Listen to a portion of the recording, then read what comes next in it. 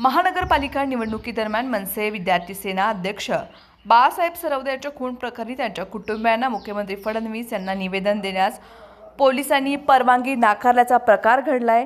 दिनांक 28 एप्रिल 2026 रोजी हे समोर आले। यावेळी मनसेचे लोकसभा मतदारसंघ अध्यक्ष प्रशांत इंगळे यांना सकाळी ताब्यात घेऊन नजरकैदेमध्ये ठेवण्यात आलं होतं आणि नंतर त्यांच्यावरती गुन्हाही दाखल करण्यात आलाय।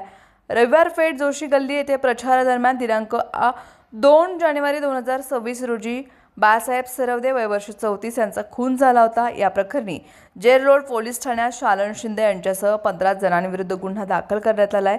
या घटनेनंतर मनसेचे अमित ठाकरे यांनी सोलापूरमध्ये येऊन सरवदे कुटुंबियांची भेट घेत सांत्वन केलं होतं। तसंच दिनांक 8 जानेवारी 2026 रोजी मुंबईमधील वर्षा बंगल्यावरती मुख्यमंत्री देवेंद्र फडणवीस यांना निवेदन दिलं होतं। त्यानंतर त्यांनी पुन्हा सोलापूरमध्ये येऊन कुटुंबियांची भेटी घेतली।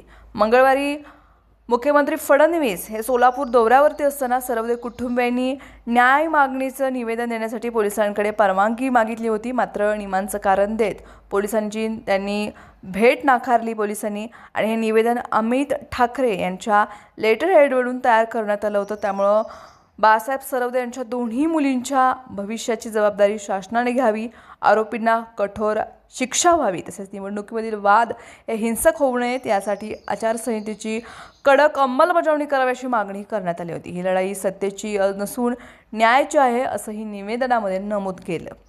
दरम्यान प्रशांत इंगळे हे कुटुंबियांसोबत निवेदन देण्यासाठी येणार असल्याची माहिती मिळताच जेल रोड पोलिसांनी सकाळी 6 वाजता त्यांना त्यांच्या घरातून ताब्यात घेतलं आणि पोलीस ठाण्यात नजरकैदेत ठेवलं।